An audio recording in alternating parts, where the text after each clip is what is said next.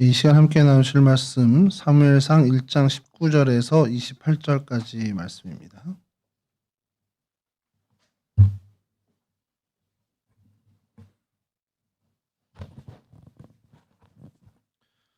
사무엘상 1장 19절에서 28절까지 말씀 저랑 한 절씩 교독하도록 하겠습니다. 그들이 아침에 일찍이 일어나 여호와 앞에 경배하고 돌아가 라마의 자기 집에 이르니라. 엘가나가 그의 아내 한나와 동침하며 여호와께서 그를 생각하신지라.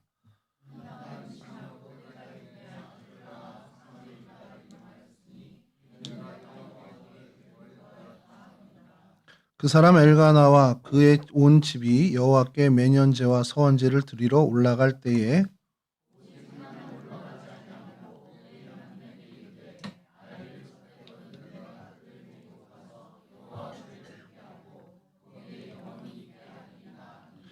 그의 남편 엘가나가 그에게 이르되 그대의 소견에 좋은 대로 하여 그를 젖되기까지 기다리라. 오직 여호와께서 그의 말씀대로 이루시기를 원하노라 하니라. 이에 그 여자가 그의 아들을 양육하며 그가 젖되기까지 기다리다가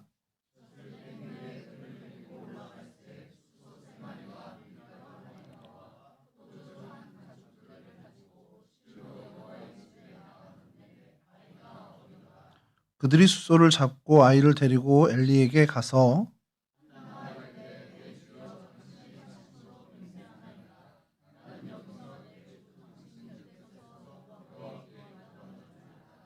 이 아이를 위하여 내가 기도하였더니 내가 구하여 기도한 바를 여호와께서 내게 허락하신지라.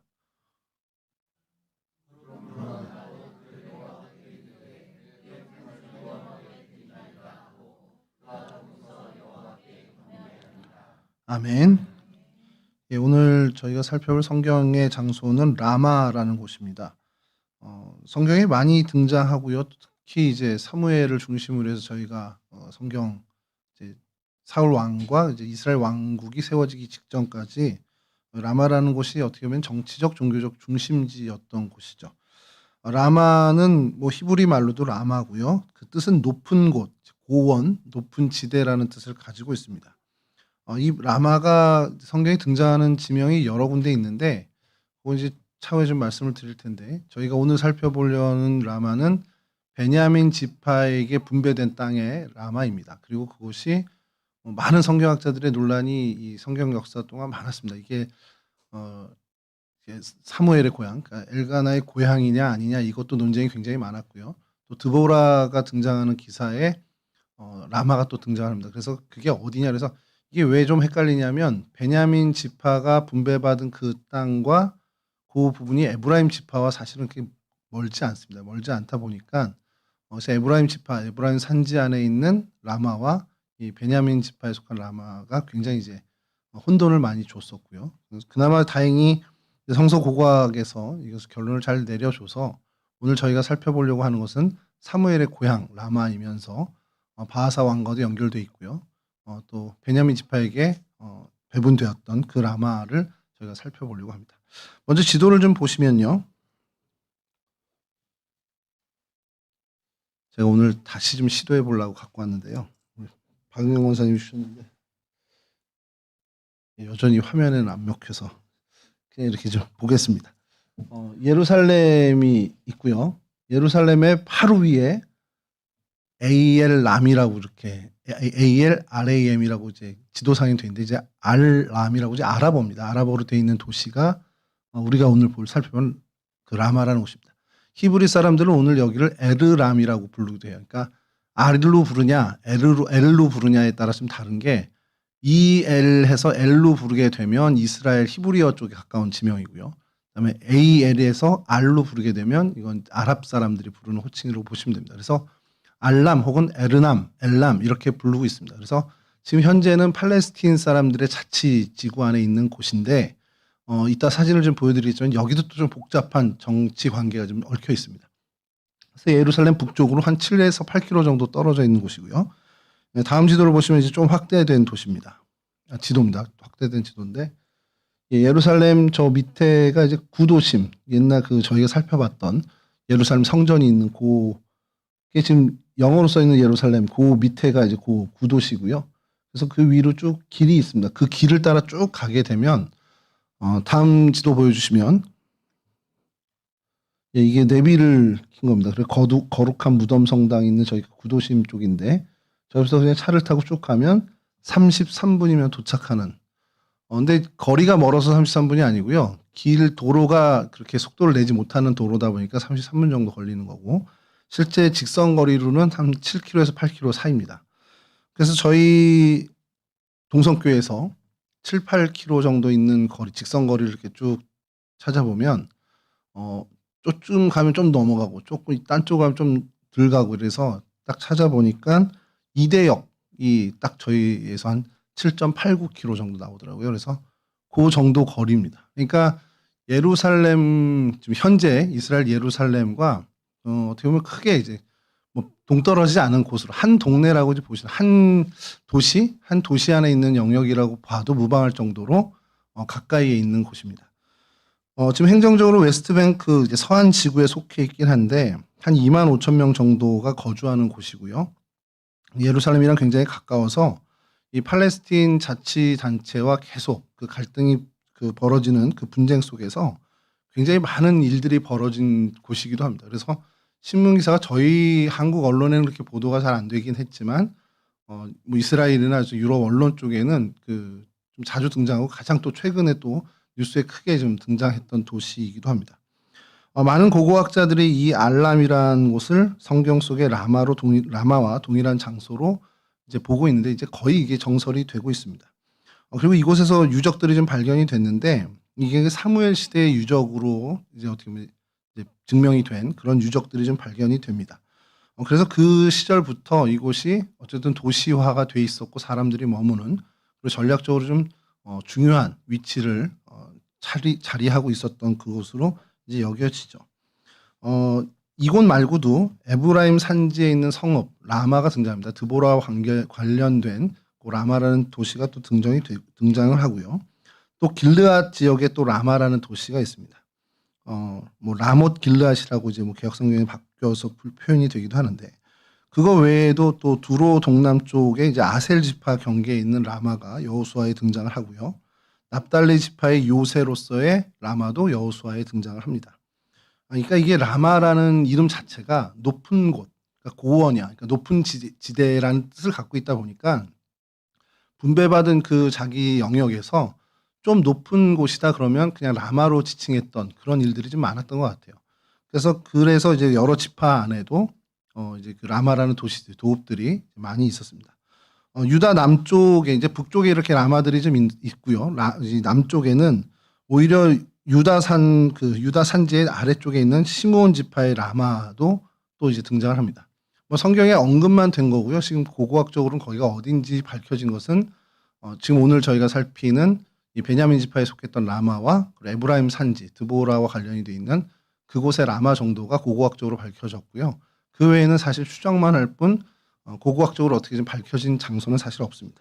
그래서 뭐 동명이지라고 하는데 그런 곳들이 좀 여러 개 있다라는 정도 생각하시고 구별할 것은 에브라임 산지의 라마와 오늘 저희가 살피는 베냐민 지파에 속한 라마. 이것을 왜 구별해야 되냐면 한동안 그 성경 고고학에서 이 에브라임 산지의 라마를 사무엘 고향으로 한참 이제 주장을 했고요. 그게 굉장히 오랫동안 어떻게 보면 학계의 정설처럼 있었습니다. 그래서 여러분 뭐 비전 성경 사전이라든지 좀 전에 제가 신학교 다니던 시절에 이제 나온 출판된 책들의 성경 사전을 보면 이 에브라임 산지의 라마가 사무엘의 고향으로 기재되어 있는 책들이나 자료들이 꽤 많습니다.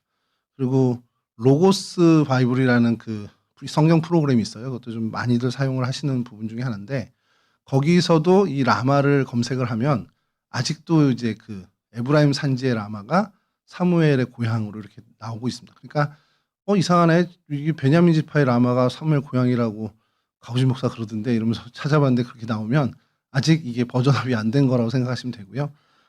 지금 학계의 정설은 베냐민 지파에 속한 이 라마가 사무엘의 고향, 엘가나의 고향이 라마로 이제 여기는 것이 학계의 가장 큰 정설로 보시면 됩니다. 성경에 그래서 등장을 하는데요. 제일 처음 등장하는 게 여호수아 18장 21절에 등장을 합니다. 좀 읽어드리면 베냐민 자손의 지파가 그들의 가족대로 받은 성읍들은 여리고와 벳호글라와 에메크시스와 그다음에 25절로 좀 넘어갈게요. 25절로 넘어가면 기브온과 라마와 브에롯과 여러 이제 베냐민 지파의 도읍들이 나오는데 그중에 이제 25절에 가서 기브온과 라마와 브에롯이 이제 등장을 합니다. 그래서 라마가 베냐민 지파에게 속했다라는 것을 이제 들려주고요. 그 다음에 이제 인접해서 라마가 등장을 하는데 이게 그 드보라 시절에 등장을 합니다. 사사기 4장 5절인데요. 그는 에브라임 산지 라마와 베델 사이 드보라의 종려나무 아래에 거주하였고 이스라엘 자손은 그에게 나아가 재판을 받더라. 그러니까 베델과 라마 사이에 드보라의 종려나무가 있었다. 이렇게 얘기하는 그 라마는 에브라임 산지에 있는 라마입니다. 오늘 저희가 하는 라마와 좀 다른. 그래서 그러니까 이게 뭐냐면 에브라임 지파를 전체를 놓고 보면 남쪽 경계에 가까이, 그러니까 베냐민과 붙어 있으니까 남쪽 경계에 가까이 있는 라마가 오늘 저희가 살펴보는 라마고 그 에브라임 지파의 북쪽, 산지 북쪽에 있는 경계에 가까운 그 라마가 드보라의 종려나무가 있었던 라마와 베델 사이의 그 라마라고 보시면 됩니다. 많이 등장은 안 하니까요. 뭐 성경을 읽으시다가 드보라 때 거는 에브라임 산지 쪽에 있는 거였지 이렇게 좀 보시면 될 것 같습니다. 그다음에 오늘 이제 사무엘상 8장 4절에 이스라엘 그 지도자였던 게 사무엘 선지자였던 사무엘의 고향이고 또 그가 계속해서 머무르면서 종교적인 어떤 중심지 역할을 했던 곳 그리고 나중에 이제 사무엘이 죽고 나서 묻힌 곳 역시도 이 라마인데 그것이 사무엘상 8장 4절에 이렇게 등장합니다. 이스라엘 모든 장로가 모여 라마에 있는 사무엘에게 나아가서 그러니까 사무엘을 보려면 이 라마로 갔다라는 것 그거 좀 기억할 필요가 있고요. 그다음에 사무엘상 25장 1절에 사무엘이 죽음에 온 이스라엘 무리가 모여 그를 두고 슬피 울며 라마 그의 집에서 그를 장사한지라 다윗이 일어나 바람 광야로 내려가니라. 그러니까 사무엘이 죽고 장사를 지낸 곳도 그의 고향인 이 라마였다라는 것이 성경에 등장합니다. 이렇게 이제 사무엘 중심으로 그러니까 베냐민 지파에 분배됐고 또 이제 사무엘 중심이었던 라마인데 사실 여기서 딱 끝나면은 라마에 대해서 저희가 살피기가 참 좋고 편한데 이게 또 이 남왕국 북이스라엘 요 갈등에서 한 번 또 등장을 합니다. 그러니까 남북 왕조 때 한 번 등장을 하는데 열왕기상 15장 16에서 17절입니다.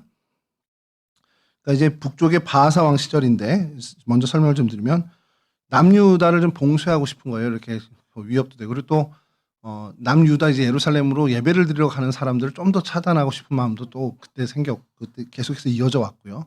그래서 그 국경 지역 남유다와의 접경 지역인 이 라마에 성을 이제 요새화하면서 군사적인 어떤 요충지로 삼으려고 하는 시도를 보입니다. 그것이 열왕기상 15장 16에서 17절인데요. 아사와 이스라엘 왕 바하사 사이에 일생 동안 전쟁이 있으니라.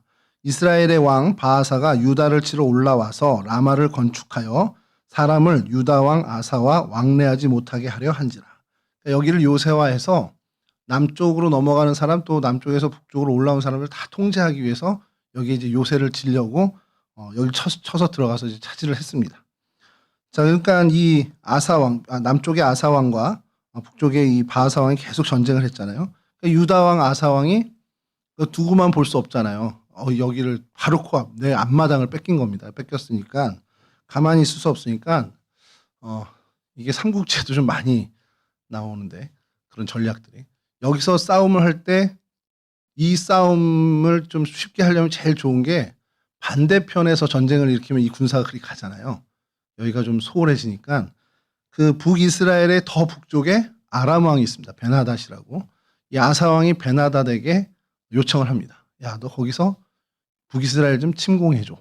그랬더니 이 베나닷이 약속한 것도 있고 해서 거기서 이제 쳐들어갑니다. 그래서 이 바하사가 요새화를 하다가 중단하고 이제 북쪽을 이제 어떻게 방어하기 위해서 이제 떠나죠. 그때 아사가 이곳을 차지하면서 그때 있었던 그 제목들, 돌이나 나무나 이런 제목들을 근처에 있는 자기 게바와 미스바를 요새화하는 데 사용을 합니다. 그게 이제 성경에 등장하는데 열왕기상 15장 18절에서 22절입니다.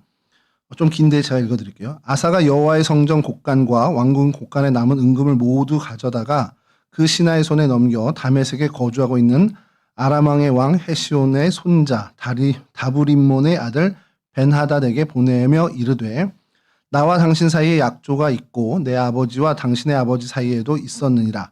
내가 당신에게 응금 예물을 보냈으니 와서 이스라엘의 왕 바하사와 세운 약조를 깨뜨려서 그가 나를 떠나게 하라 하매 베나다시 아사 왕의 말을 듣고 그의 군대 지휘관들을 보내 이스라엘 성읍들을 치되 이온과 단과 아벨 벤마아가와 긴네렛 온 땅과 납달리 온 땅을 쳤더니 바하사가 듣고 라마를 건축하는 일을 중단하고 디르사에 거주하니라. 이에 아사 왕이 온 유다에 명령을 내려 한 사람도 모면하지 못하게 하여 바하사가 라마를 건축하던 돌과 제목을 가져오게 하고 그것으로 베냐민의 게바와 미스바를 건축하였더라. 무슨 내용인지 아시겠죠? 그러니까 베나닷에게 이제 그 뇌물을 준 겁니다. 뇌물을 주고 그쪽 좀 해줘. 성동격서라고 해서 이렇게 해서 그 긴네렛 쪽, 그 갈릴리입니다. 갈릴리 북쪽이죠. 단과 갈릴리 쪽을 침공하게 해서 바하사 왕이 그쪽에 신경 쓰게 하고 이 라마를 건축하지 못하게 합니다. 그리고 거기를 차지해서 그 라마를 건축하려고 왔던 자재들을 다 뺏어서 그 베냐민 지파의 게바와 미스바 성을 보강을 한 거죠. 거기를 이제 새롭게 이제 좀 어떻게 보면 지혜로운 거고 어떻게 보면 좀 얍삽하고 이렇게 볼 수도 있는데 그런 일들이 벌어진 곳이 바로 이 라마라는 곳입니다.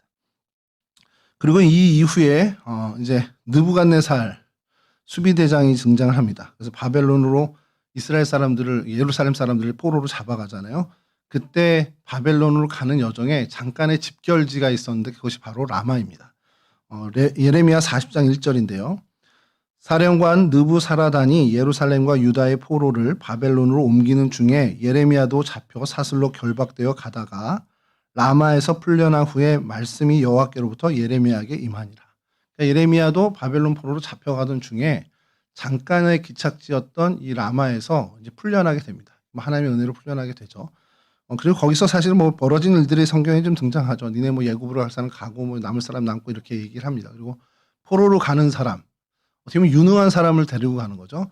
그리고 좀 데려갈 만한 가치가 없어. 그러면 그냥 남기거나 이렇게 하는데 남은 사람들은 또 이거 나 여기 전쟁터 너무 힘들어서 애굽으로 피하는 사람도 있고 그냥 그 자리에 남은 사람도 있습니다. 이렇게 예루살렘이 멸망하면서 남유다가 멸망하면서 뭐 별의별 많은 일들이 이제 벌어지는 그 장면에 그 혼돈 속에 라마에 잠깐 기착했다가 예레미야가 풀려나는 그 일이 이 라마에서 벌어진 것이 성경에 기록되어 있고요. 이제 바벨론 포로기가 끝난 다음에 이 라마가 한 번 더 등장을 합니다. 에스라 2장 1절에서 2절 그리고 2장 26절인데요. 이걸 같이 좀 읽어드리면 옛적에 바벨론 왕 느부갓네살에게 사로잡혀 바벨론으로 갔던 자들의 자손 중에서 노임을 받고 예루살렘과 유다 도로 돌아와 각자의 성읍으로 돌아간 자 곧 스룹바벨과 예수아와 느헤미야와 스라야와 르엘라야와 모르드게와 빌산과 미스발과 비그웨와 르훔과 바하나 등과 함께 나온 이스라엘 백성의 명수가 이러하니 그러면서 쭉 이제 이어집니다. 그러다 마지막 26절에 가서 라마와 게바 자손이 621명이요. 그러니까 베냐민 자손들이 포로기를 끝내고 돌아와서 거주하게 되는데 그때 라마 그리고 게바 요 도읍에 이 성읍에 머물게 된 사람이 621명이 도착을 해서 거주하게 됐다라는 것이 이제 에스라에 이제 등장을 합니다. 이렇게 그 라마가 바벨론 포로기 때, 그러니까 포로로 잡혀가던 시절 그리고 또 돌아와서 포로기를 끝낸 이후에 재건하는 그때에도 등장을 하고요. 또 이것이 조금은 좀 다른 이제 결이 좀 다르긴 하지만 이사야가 이제 바벨론 침공 전에 이제 아수르가 남유다를 괴롭히려고 하는 그때에 예언을 하는 과정에서도 라마가 한번 등장을 합니다. 그리고 이 라마가 오늘 저희가 하는 라마와 이제 동일한 라마죠. 이사야 10장 24절인데요. 그러므로 주 만군의 여호와께서 이르되 시온에 거주하는 내 백성들아 아수르가 애굽이 한 것처럼 막대기로 너를 때리며 몽둥이를 들어 너를 칠지라도 그를 두려워하지 말라. 그러니까 애굽에 학대 당한 것처럼 아수르에게 너희 또 학대 당할 거야. 이 얘기를 하는 겁니다. 그 예언을 하는 거고 쭉 이제 얘기 나오면서 하나님이 그게 오래가지 않을 거고 그 참아내 이렇게 권면하시다가 이사야 10장 29절에 산을 넘어 게바에서 유숙하매 라마는 떨고 사울의 기부하는 도망하도다. 이제 이렇게 하면서 라마가 이스라엘, 그러니까 아수르에 멸망되는 북이스라엘 그리고 남유다의 그 괴롭힘을 당한 남유다의 어떤 대표 도시격으로 이렇게 등장을 합니다. 게바 그리고 라마 그리고 기부아 사울의 고향이죠. 기부아 요곳이 약간 북이스라엘과 남유다의 어떤 좀 대표적인 도시 거민들처럼 이제 등장할 때 라마가 등장합니다. 그러니까 라마의 위상이 저희가 이제 성경을 읽을 때 라마가 그렇게 많이 등장하지 않으니까 저희는 뭐 예루살렘이나 베들레헴이나 뭐 베델이나 갈릴리 이런 쪽이 더 유명해서 거기에 좀 신경을 쓰는데 이 라마가 당시에는 굉장히 좀 중요한 도시였다는 거죠. 예루살렘의 인근에 어떤 군사적으로 또 전략적으로 굉장히 요충지였고 그래서 이곳이 굉장히 중요한 도시였다라는 것을 구약 여러 증언들을 통해서 저희들이 보게 되는 겁니다. 이것이 이제 성경에 등장하는 라마에 대한 이야기고요. 오늘 그래서 성경을 좀 많이 읽었죠, 예전보다. 근데 여기가 이제 오늘날에 와서 이제 고고학적으로 발견은 사실 여기는 어떤 무슨 발굴팀이 들어가서 뭐 하거나 이런 일은 거의 없습니다. 그래서 이전에 그 팔레스타인과 이스라엘 갈등이 있기 전에 유럽의 학자들이 좀 들어가서 발견해낸 그것이 이제 사무엘 시대의 유물들이 조금 발견된 것이 지금 영국에 보관되어 있는 게 사진으로 좀 보여드릴 때 그 정도가 다고요. 오늘날에 여기는 좀 분쟁의 이슈가 좀 큰 그런 도시로 저희 이제 뭐 세계에서 우리나라를 볼 때 휴전선을 되게 위험하게 보잖아요. 그것처럼 여기도 굉장히 항상 위험이 고조돼 있는 그 지역으로 지금 분류돼 있습니다. 사진을 먼저 좀 보여드리면, 예, 요게 그 최근의 사진인데, 요걸 보여드린 이유는 도시가 좀 황폐해, 뭐 황량하네 이것도 있고 약간 유령 도시 같아 그런 느낌보다도 가운데 이 담을 좀 보셨으면 좋겠어요. 예, 이쪽 동네 저쪽 동네가 가기가 어렵습니다. 그리고 중간중간에 큰 철문들이 있는데 거기를 통과해야만 왕래를 할 수 있는, 이게 우리가 들어는 보셨을 겁니다. 분리장벽이라고 팔레스틴 사람과 지금 현재 이스라엘 사람들이 이렇게 접촉되지 않게, 그러니까 싸움 나지 않게 콘크리트 벽을 세운 겁니다. 요 한 칸 한 칸이 기둥처럼 제조를 해서 기둥들을 다 붙여놓은 것이라고 보면 돼요. 이런 도시 풍경이 있고요. 그 다음에 넘기면 요거 이제 팔레스틴 지역입니다. 뭐 이렇게 좀 부서진 곳들이 많은데 보수를 잘 못하는 상황이라고 합니다. 그래서 그냥 부서지면 부서진 대로 지내고 또 약간 좀 덜 부서진 곳으로 이사 가고 이런 식으로 지내고요. 그 다음에 다음 사진 보여주시면 저기 가운데 이렇게 분리장벽이 보이시죠? 있고 저쪽과 이쪽이 많이 차이 나는 것 좀 느껴지지 않습니까? 좀 분위기가. 저쪽은 어쨌든 아파트 같은 게 많고 사람들이 사는 것 같고 이쪽은 조금 다르죠. 예, 그러니까 저쪽은 팔레스틴 사람들이 지금 살고 있는 동네고 이쪽은 아타토르 산업단지라고 해서 이스라엘의 굉장히 큰 산업단지입니다. 그러니까 저희 나라 이제 수도에 옆에 이제 경인산업단지 예전에 있었던 건 남동공단처럼 인천에 그런 식으로 예루살렘 가까이 있는 산업단지가 있습니다. 그래서 여기는 이스라엘이 차지하고 있는 곳이고요.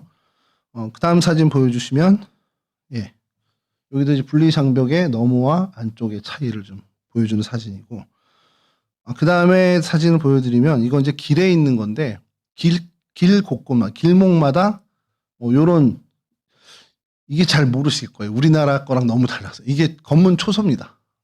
그냥 동네 노점이 아니고요. 이제 검문 초소라 여기를 차량들이 통과할 때마다 다 일일이 검문을 하는, 그러니까 팔레스틴이 주도하고 있는 곳과 이스라엘이 이제 점령하고 있는 곳 사이를 오고 갈 때는 항상 이렇게 검문을 받아야 되는 그런 풍경이 좀 있고요. 그다음 사진이 이제 예루살렘에서 이 라마로 가는 그 길입니다. 아까 저희가 33분 걸리는 그 도로.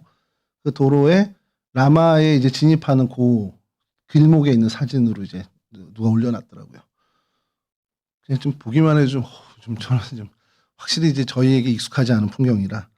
예, 그리고 그 다음 사진이, 예, 요게 이제 발굴된 유물. 이건 유적터죠. 유적터인데 요런 게 뭐 보존된 게 그래도 그나마 있다고. 여기 사무엘 시절의 성터라고 합니다. 그리고 그 다음 사진은 이제 유물들인데 이거는 뭐 영국에서 뭐 가져갔다라고 이제 거기 기록 설명에는 그렇게 되어 있습니다. 그래서 뭐 어떤 그 건축의 자재로 쓰였던 것 같아요. 그런 뭐 장식으로 쓰였던 것 같고, 그 다음 것도 이제 다음 사진도, 예, 성이나 이런 기둥에 있었던 것들 이제 이렇게 요 정도. 이게 사무엘 시절, 그러니까 철기 시대죠. 철기 시대의 유물로 이제 밝혀진 그런 것들입니다. 그래서 뭐 큰 의미가 있지는 않지만 그래도 옛부터 이곳에 이제 사람들이 그 성을 건축하고 살았다. 좀 왕성하게 활발하게 그래도 발전됐던 도시였다라는 정도를 볼 수 있습니다. 여기까지가 사실은 오늘 저희가 이제 알람이라는 도시를 좀 살펴보는데 요게 조금 좀 한번 좀 저희가 좀 보고 갔으면 좋은 것이 네, 다음 사진 보여주시면 2025년 3월 기사입니다. 그래서 이쪽은 이제 영어 캡처한 건데요. 이쪽은 이제 영어로 돼 있는 그 기사를 우리 말로 했습니다. 그래서 요 시청하기가 왜 시청하기냐면 밑에가 이제 영상 기사예요. 그래서 클릭을 하면 막 그 히브리 말로 뭐라고 막 나오는데 절대 알아듣지 못해서. 그래서 예루살렘 인근에서 몇 년 만에 가장 큰 무기 은닉처가 발견됐습니다. 그러니까 팔레스틴 해방 기구 건지 뭐 아니면 여하튼 뭐 어떤 단체 건지는 모르지만 모르지만 이스라엘을 어쨌든 공격하기 위한 그런 단체의 것으로 분명히 확인이 된 무기들이 발견이 됐는데 이제까지 발견된 것 중에 가장 큰 규모라는 거예요. 그래서 무기고죠. 그게 예루살렘 바로 코앞에 있었다라는 게 이제 굉장히 큰 뉴스가 됐습니다. 그래서 그 발견된 다음 사진 보여주시면 무기들을 쫙 진열해 놓고 이제 그 사진을 찍은 게 기사가 올라온 건데요. 뭐 이게 예루살렘 내셔널 뉴스라는 사이트에 올라온 겁니다. 그래서 그 다음 사진도 보여주시면 이쪽은 확실한 겁니다. 제가 많이 봤던 5.56mm 그 K2나 M16에 들어가는 총알인데 이렇게 발견이 됐고요. 그래서 이게 언제 어떻게 사용될지 모르지만 무기고화돼 있는 도시가 이 알람이라는 도시가 이 팔레스틴 사람들의 무기고 역할을 하는 동네가 됐다라는 게 굉장히 이스라엘 사람들에게 충격적인 뉴스가 되었습니다. 그러면 어떻게 되겠습니까? 그 다음은 이렇게 발견됐으면 통제가 되겠죠. 그래서 이동하는 사람들을 다 이제 검문을 하고 여기 이제 그 아까 분리장벽을 통과할 때 이렇게 군인들이 나와서 다 제재를 하면서 한 사람 한 사람을 아주 그냥 저인망식으로 검문을 하면서 이제 통과하고 하는 그런 모습들이 기자에게 이제 포착이 된 겁니다. 이게 가장 최근 이슈고요. 그 다음에 그 이후에 2025년 3월 그 이후에 또 이제 기사가 났는데 다음 이 무기고가 발견됐으면 어떻게 하겠습니까? 이스라엘 군대 입장에선 배후를 찾아내겠죠. 그래서 무리하게 이제 강행을 합니다. 그 수색을 강행을 하다가 이스라엘 군이 이게 직역이다 보니까 좀 머리에 기절 수류탄으로 팔레스틴 무장인데 이게 수류탄이 이제 오발이 됐다라고 여기 기사에는 그렇게 되어 있는데 터져서 팔레스틴 민간인이 이제 머리에 큰 부상을 입은 거예요. 근데 여러 명이 그렇게 된 것 같습니다. 그래서 그게 이제 뉴스에 떴는데 언론 통제를 잘하는 것 같아요. 이스라엘도 보면은 그게 외신에는 그렇게 나가지 않고 이스라엘 안에 있는 그 정도의 뉴스만 있는데, 그러니까 이게 오늘도 계속 일어나는 일이라는 겁니다. 계속 군사 작전을 지금 수행하고 있고요. 이게 3월이니까 지금 5월까지도 아직도 그 배후를 찾아낸다고 이 알람이라는 도시는 지금 이스라엘 군대가 계속해서 헤집고 다니고 있습니다.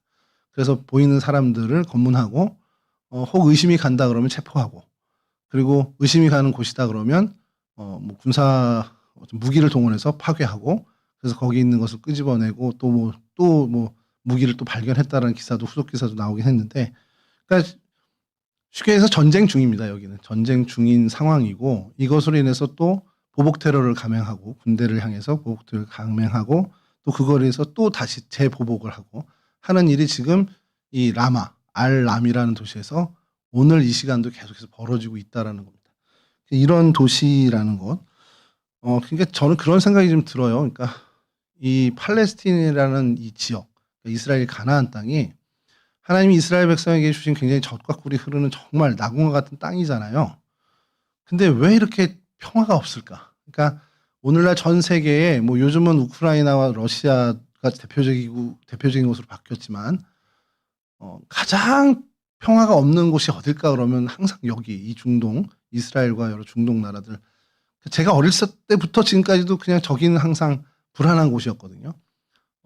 저희가 평화롭다는 얘기를 별로 이렇게 들어본 적도 없고, 어쩌다가 무슨 화해나 무슨 조약이 맺어졌다 그러면 그게 엄청난 뉴스가 됐던 것을 제가 기억합니다. 그러니까 이곳이 왜 이렇게 계속해서 분쟁과 분란의 장소가 될까라는 게 참 저는 좀 아이러니하다는 생각을 합니다. 하나님께서 주신 땅이고 하나님께서 복을 내리신 땅일 텐데 왜 여기는 전혀 하나님의 평화가 임하지 못하는 땅처럼 지금도 그렇게 되고 있을까? 뭐 그 답은 우리가 뭐 이미 알고 있겠지만 여하튼 여전히 지금 군사 작전이 펼쳐지고 있고 여러 민간인이 학살과 같은 피해를 당하고 있는 상황이고요. 그로 인해서 정치적인 불안정이 계속 이어지고 또 사회적인 긴장이 계속해서 고조되고 있는 지역이 바로 이 예루살렘과 그 인근에, 특히 이제 알람이라는 도시가 최근에 또 그 중심에 서게 된 그런 곳을 오늘 저희들이 좀 살펴보게 됐습니다. 평화가 없는 땅인데 이 땅의 평화를 위해서 저희가 좀 기도할 수 있으면 좀 했으면 좋겠다는 생각도 좀 들고요. 그래서 이곳에서 좀 사건, 이 장소에서 일어난 사건이라고 할 수도 있겠죠. 어쨌든 연관되어진 성경의 이야기를 찾으면 가장 대표적인 것이 오늘 저희가 본문에서 읽은 한나와 사무엘이 아닐까라는 생각이 듭니다. 그래서 그 한나에 대해서 좀 뭐 이렇게 좀 메시지를 찾아보려고 시도를 하게 된 게, 이 시간에 보면은 저희 여성분들이 훨씬 많잖아요. 어머니들이 훨씬 많아서 사무엘을 다루는 것보다는 한나를 다루는 게 낫겠다. 저희 한나 여성교회도 있고 얼마 전에 한나 여성교회 나들이도 다녀왔고, 그래서 이 한나라는 사람에 대해서 잠깐 좀 살펴보는 시간을 좀 가지려고 하는데요. 여러분, 성경 인물 중에 하나님과 동행하는 것을 보여준 사람들이 참 많이 있죠. 그리고 이스라엘 역사도 그렇고 저희가 성경을 보면서 정말 하나님의 사람, 그러니까 선지자로서 최절정에 있는 사람이 누굴까라고 한다면 뭐 이제 개인적으로 다 품는 사람들이 다르겠지만 많은 사람들이 사무엘을 손에 꼽습니다. 그 사람이 이 어떻게 보면 하나님의 신정 정치의 마지막을 장식했고 또 이제 왕정 정치를 새롭게 시작하는 어떤 교두보 역할을, 그 다리 가교 역할을 했던 사람이라는 것을 저희가 기억을 하죠. 근데 이 사무엘이 그렇게 큰 영적 지도자, 그러니까 하나님의 말씀을 이스라엘 가운데 허락하고 그리고 또 이스라엘의 회복을 이끌고 뭐 대각성도 하게 하고 하는 그런 영적 지도자로 세운 이 사무엘은 사무엘 스스로 그렇게 된 것은 아니죠. 저희가 잘 알고 있듯이 그가 출생하는 과정에서부터 그의 어머니 한나의 기도로 시작이 됐던 사람입니다. 한나가 하나님께 과감하게 그의 인생을 맡겼죠. 그것으로 사무엘 선지자 사무엘이라는 사람이 시작된 것으로 저희는 볼 수 있습니다. 한나의 눈물의 기도에서 시작된 것이 이 영적 지도자, 최고의 영적 지도자라고 할 수 있는 사무엘의 시작이었다라고 하는 것이죠.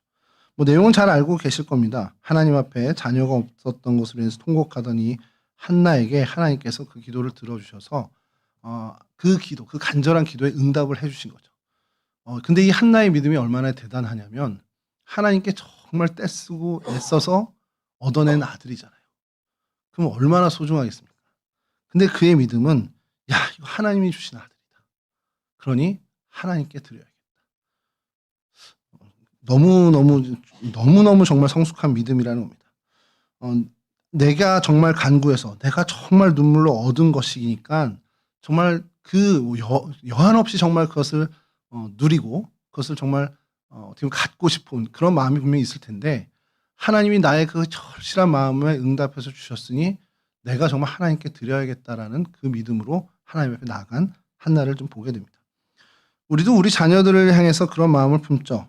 내 뜻대로 자라주기를 바라고 내가 꿈꾸는 대로 내 아이들이 커가기를 바라는 것이 사실 저희들의 모습입니다. 한나 역시도 분명히 그런 마음이 있었겠죠. 그러나 그 마음보다 더 큰 것이 하나님을 향한 마음이었기 때문에 그렇게 주신 그렇게 주신 아들을 하나님께 온전하게 바칠 수 있다는 겁니다. 그리고 하나님께 바치고서 그냥 끝났냐? 그렇지 않아요. 매년 사무엘을 보기 위해 올라가면서 옷을 지어가기도 하고 계속해서 성심성의를 다 합니다. 그러니까 그렇게 하나님께 드렸다고 해서 이제 뭐 하나님 거니까 나 신경 안 써가 아니라 그 온 정성, 이제까지의 정성에 더 큰 정성으로 이 사무엘을 위해서 정말 헌신을 했다라는 것이죠. 그렇다면 여러분, 그렇게 헌신한 한나가 이 사무엘을 위해서 여전히 기도하지 않았겠느냐. 여전히 기도한 모습을 분명히 가졌을 거라는 겁니다. 그러니까 그 사무엘을 얻기 위해서 절실하게 기도했던 그 기도 이상으로 사무엘이 자라나는 모습을 보면서 그의 앞날과 그의 자라난 그 성장을 위해서 한나는 계속해서 기도한 어머니였을 거라는 거죠. 그렇게 한나가 먼저 하나님께 드리고 하나님의 마음에 합한 사람이 되어서 하나님과 동행한 삶을 살다 보니 그의 아들 사무엘 역시도 그 한나의 기도를 통해 하나님께서 그를 붙잡으시고 하나님의 사람으로 계속해서 세워가는 그 역사를 저희들이 보게 된다는 것이죠. 사무엘은 또 그렇게 정말 기대대로 잘 자라줬습니다. 사무엘을 이제 그 성경에서 어떻게 기록하는지 그 어린 사무엘이 어떻게 기록되어 있는지 요 한 절을 좀 보면 저희가 확실하게 그냥 알 수 있는데요. 사무엘상 3장 1절입니다. 아이 사무엘이 엘리 앞에서 여호와를 섬길 때에는 여호와의 말씀이 희귀하여 이상이 흔히 보이지 않았더라. 이게 어린 사무엘이 살던 그 시대의 모습입니다. 하나님의 이상이 보이지 않던 시절. 하나님이 더 말씀도 안 하시고 이스라엘을 떠난 것처럼 느껴졌던 그 시절에 이 사무엘이 어린 시절 그 엘리 제사장 밑에서 자라게 됩니다. 그러니 어떻게 보면 이거 이스라엘 백성이 하나님과 동떨어진 거 아닌가라는 암흑의 시간, 어떻게 어두운 시간을 보내는데, 그러나 하나님의 그 놀라운 섭리는 이 사무엘을 통해서 계속해서 이어져 갔다라는 것을 저희가 보죠.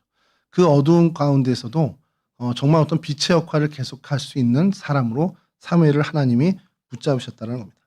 그리고 실제로 사무엘에게 하나님께서 사무엘아 부르시죠. 우리가 잘 알고 있듯이 그가 이제 엘리에게 찾아가서 여러 차례 찾아가서 엘리에게 나중에 이제 조언을 듣고 하나님께 바르게 응답하는, 말씀하옵소서 주의 종이 듣겠나이다 고백하면서 하나님의 말씀을 듣는 사람으로, 그 시절에 하나님의 이상이 사람들에게 희귀해져서, 하나님의 말씀이 희귀해져서 이상이 흔히 보이지 않던 그 시절에 하나님의 말씀을 듣는 사람으로 세움을 받는 그 사무엘의 모습을 보게 됩니다.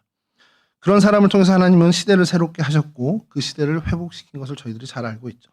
그리고 사무엘이 자라서 이스라엘의 영적 지도자가 됐을 땐 미스바 대각성 운동을 저희가 알듯이 이스라엘 사람들을 정말 회복시키고 그들이 정말 하나님 앞에 각성하도록, 회개하도록 이끄는데 중추자 역할을 하는 사람으로 자라나게 됩니다. 그가 대단한 사람이고 어떻게 보면 그가 교양이나 소질이나 영적인 체질이 좋아서도 있지만 여전히 그에게 하나님이 함께해 주셨기 때문이라는 것이죠. 그래서 사무엘상 3장 19절엔 또 이렇게 증언합니다. 사무엘이 자라매 여호와께서 그와 함께 계셔서 그의 말이 하나도 땅에 떨어지지 않게 하시니. 이게 정말 놀라운 복을 받은 거죠. 하나님의 말씀이 희귀해져서 이상이 보이지 않는 그 시절에 하나님의 말씀을 듣는 사람으로 자라났고, 그리고 그가 하나님과 함께해서, 하나님이 그와 함께 하셔서 하나님의 말씀을 전할 때 그 말씀이 하나도 땅에 떨어지지 않고 다 이루어지는 그러한 하나님의 쓰임을 받는 사람이 되었다는 겁니다. 이게 바로 사무엘의 모습입니다. 그리고 그 사무엘을 사무엘이 첫 등장한, 이 땅에 등장할 때에 그 사무엘을 등장케 하는 도구로 쓰임 받은 것이 바로 그의 어머니 한나라는 것이죠. 한나가 이러한 모습을 보고 죽었는지 그건 잘 모르겠어요. 아들이 이렇게 정말 이스라엘 영적 지도자가 된 거를 목격하고 하나님 나라에 갔는지는 잘 모르겠습니다만 하나님 나라 가서도 알긴 알았겠죠. 그때 한나의 마음은 어땠을까라는 생각이 좀 들어요. 내가 잘 되는 것보다 훨씬 더 기쁘지 않았을까라는 생각을 좀 하게 됩니다. 우리의 희망이나 우리의 바람도 사실 그렇죠. 내 생애에 하나님이 함께 해주셔서 나로 하나님의 복을 받고 내가 하나님과 동행하며 살아가는 그 인생도 귀하고 그것을 우리가 소망하며 살아가지만, 우리가 그것보다 더 바라는 것은 나의 자녀, 우리의 자손, 내 아들과 딸이 나와 함께 하시는 하나님, 그 이상으로 하나님이 그들과 함께 하셔서 하나님의 사람으로 살아가길 바라는 것이 저희들의 바람이고 또 우리의 기도 제목입니다. 여러분, 우리가 그러면 그런 마음, 바람만 갖고 있으면 되느냐라는 거예요. 한나가 아들이 없어서 서러움을 당하고 온갖 정말 그 사회적인 통념이나 이런 것들에서 정말 곤란하고 어려움을 당할 때 그냥 마음속으로 아들 하나만 있으면 좋겠다 그러고 있었냐라는 것 아니라는 거 우리가 잘 알지 않습니까? 그 문제를 가지고 하나님 앞에 나아갔다는 거죠. 그 문제를 가지고 하나님께 나아갔고, 그래서 그 문제를 하나님으로부터 해결을 받습니다. 그리고 앞서 말씀드린 것처럼 그 문제 해결 받고서 그럼 난 다 이뤘다, 그걸로 끝이 아니라 매년 온 정성을 다해서 그 아들 사무엘에게 헌신하는 그 모습을, 매해 옷을 지어 입히면서 온갖 헌신을 다 했다는 것을 저희가 보게 되죠.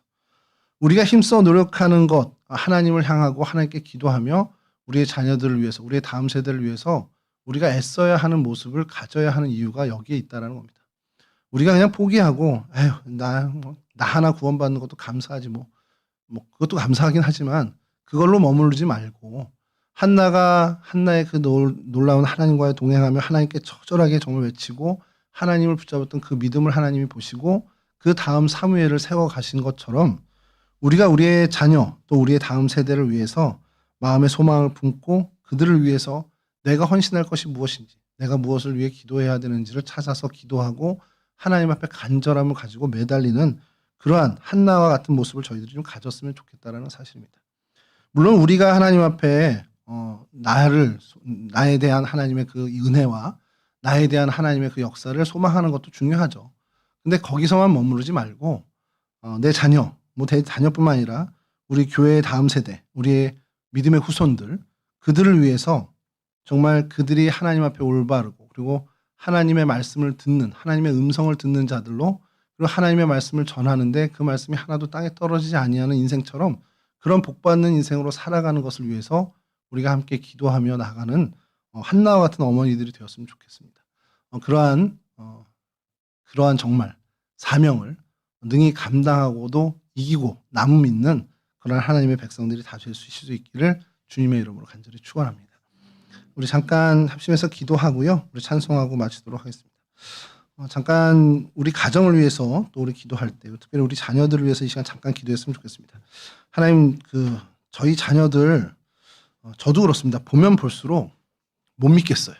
쟤네가 잘할 수 있을까? 저희 딸도 저희 아들도 보면 도무지 믿음이 안 갑니다. 신뢰가 안 가요. 사실 진짜 솔직한 심정이 그렇습니다. 근데 어느 하나님이 그런 생각을 주시더라고요. 걔들을 믿을 만한 게 아니고요.